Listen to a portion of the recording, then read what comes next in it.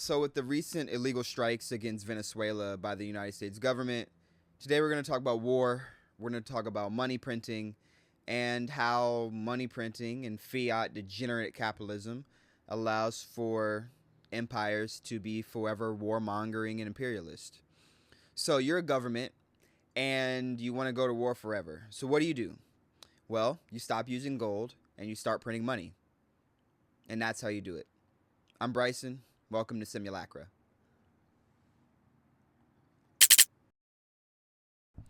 So, the ability for governments to constantly print money is the biggest reason why we see decades long conflict and wars today. Fiat currency allows governments to go to war without the consent of the people, and it makes it so that wars are really only the will of the top most wealthy people in society. It's not the will of the actual hardworking elites of society. And so this is not the first time we've seen empires print money in order to fund their wars. And probably the most famous empire in history to use paper money to fund wars was the Mongol Empire. In the early 13th century, the Mongols started to use a paper backed currency that was backed by silver. And this is the first time in history that a paper money was backed by a precious metal. And so the paper currency was established by the grandson of Genghis Khan, Kublai Khan, when Kublai Khan established the Yuan Empire.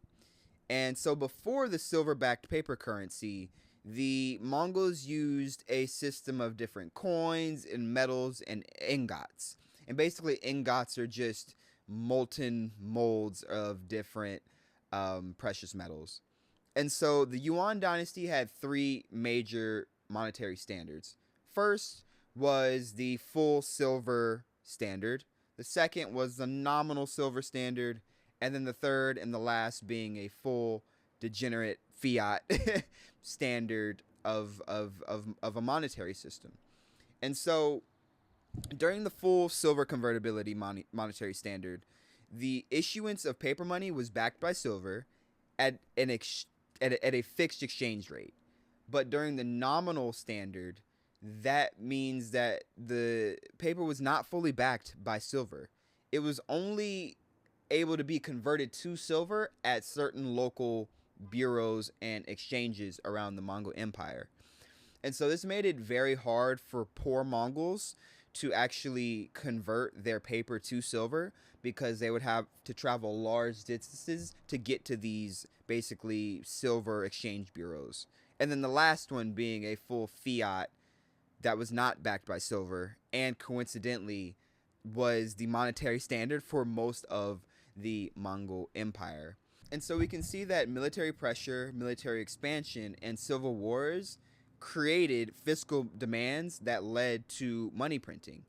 And warfare was way more likely to continue and increase under the fiat standard of the Mongols than the previous two harder money standards. And military overexpansion and currency devaluation and the inflation and the instability caused by that money printing ultimately led to the collapse of the Mongol Empire. And so that brings us to the deadliest century in human history, which was the 20th century, the 1900s, which was full of world wars, genocides, and famines. And we saw that 187 million war-related deaths came during the 1900s. And at the time, that was 10% of the global population due to war that really was brought on by money printing. And so many countries started to abandon the gold standard during World War I to fund the war. And the gold standard was abandoned because, quite frankly, offensive wars are pretty unpopular.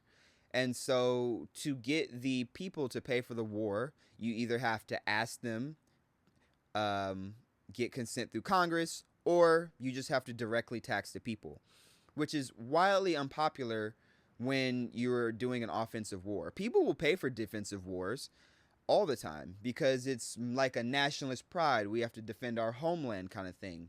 But offensive wars are incredibly unpopular, and it makes it hard to fund an ongoing war. So, how do you fund an ongoing war that doesn't have the consent of the people? Because in the past, once you ran out of gold or bronze or silver and you couldn't pay the soldiers anymore, then the war had to end. But not today, because central governments can just print money and continue to pay their soldiers, and so the war never has to end. And so in the past, the expenses of wars and the unpopularity of offensive wars made it so that leaders had to be way more responsible when they were deciding if they were going to go to war. War used to be a very big thing, and now military operations are something that just happens every day, and a lot of Americans think are just a normal part of how the world is supposed to work. And so the ability to print money, you don't need the consent of the people. You don't need to tax them. Instead, they just steal the people's money to fund the war through currency devaluation. And it's a really sick system, because the people who ultimately go to war are poor people. So you're stealing their money through opaque currency devaluation, and then you are sending the poorest people in the country to go to war. And it makes it so that the will of the people, the vote of the people, and the opinions of the people doesn't really matter. And so that's what brings us to the US. And the US being the world reserve currency, the US dollar being the world reserves currency, which allows the US government to issue debt and database entries in exchange for imports. Because we know the US doesn't really export anything of value. All we do is export war and fiat money printing. And so this dollar reserve currency allows the US to be a mafia state and hold military bases and operations all around the world. But the management of all of these military operations and bases requires a lot of money. So where does the US government get this money? Well, they tax us more, of course, but there's only so much you can tax the citizens before they revolt. And so the US government just prints the difference. And that's why the US government is able to pretty much do anything they want, because they hold the world's reserve currency. And a lot of these countries hold their reserves in US dollars. And when your reserves and your wealth is held in the empire in the homogenes dollars, then it's really hard to tell the homogeny and the empire to, hey, you can't do that. You can't go and invade Venezuela. Well, we can do whatever we want. That's what the US government thinks. And it's a very terrible and exploitative system.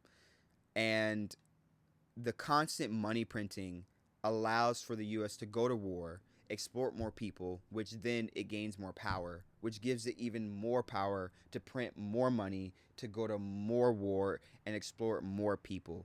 And it's really a really like vicious cycle. It's a vicious cycle. And so the problem with the current economic and monetary standard of the US is that we know it doesn't work. The Egyptians, the Romans, the Mongols have all collapsed due to the overissuance of their paper money, which led to inflation and instability in the country. And so the US's desire to remain a hegemon in the world is really going to be its ultimate downfall. And it's sad because we know that long-lasting empires are the ones who practice soft power, the ones who practice humility, who support their allies and uplift people around the world. And none of those things are things that the United States does. And the unfortunate part is that once the US collapses, these transnational capitalists that don't really have any loyalty to any one nation are just going to up and leave. It's the same thing that is happening in Ukraine with Russia. The elites have already left Ukraine. The only ones that are fighting the war are the poor people of Ukraine.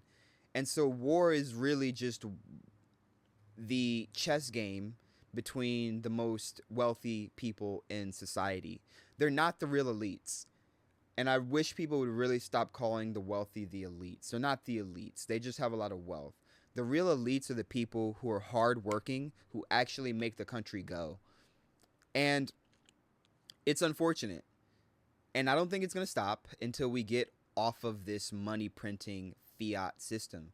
Bitcoin is anti war. Bitcoin is peace. Bitcoin is transparency. And if we want to keep living in a world where the most wealthy can send the most poor to war, then we keep using this fiat currency, the money printing currency, not a hard currency. And we just keep letting these wealthy people do whatever they want. And so Bitcoin is really at this point the hardest money that we can have. The wealthy won't be able to just print new wealth because you can't just create new Bitcoin out of the air. The supply cannot be increased. And a Bitcoin standard makes it so that everyone has a same playing field. The powerful can't print more money, which makes them even more powerful. To take someone's Bitcoin, you have to do it through really torture is the only way to take someone's Bitcoin. So if you want to use someone's Bitcoin, you have to actually offer them something in return, something worthwhile and something of value. And so today, you don't really have to offer people anything of value for their money. You just print it. If people don't want to give you their money, if people don't want to be taxed directly, then you just print their money. Central governments print money, steal money from the poor, and then use it to fund wars. And why do they use it to fund wars? Because transnational capitalists and the wealthy make money off of wars and revolutions. All of the revolutions throughout history, look up who was financing this revolution and why were they financing these revolutions. And you'll tend to notice that uber wealthy people finance revolutions so that they can steal the wealth during the conflict of the revolution. And a Bitcoin standard eliminates that. There's no opaque money printing. There's no stealing the purchasing power of your citizens under their noses. All transparent, all on the blockchain. And so my goal is to continue to exit this system, not hold US dollars, only hold my wealth in Bitcoin, an asset that is uncorruptible, transparent, and can't be used by the powers that be for whatever they want. And so it's unfortunate. But on a Bitcoin standard, I truly believe we can change the world. And it's going to take all of us to fight for that world. And so remember to buy Bitcoin, stack your sats at any price. It is more important than ever to be buying Bitcoin and exiting the system of fiat currencies that the wealthy use to control the world. Support the channel, send this video to your friends, buy Bitcoin, and you've been watching Simulacra. I'm Bryson. Bye, everyone.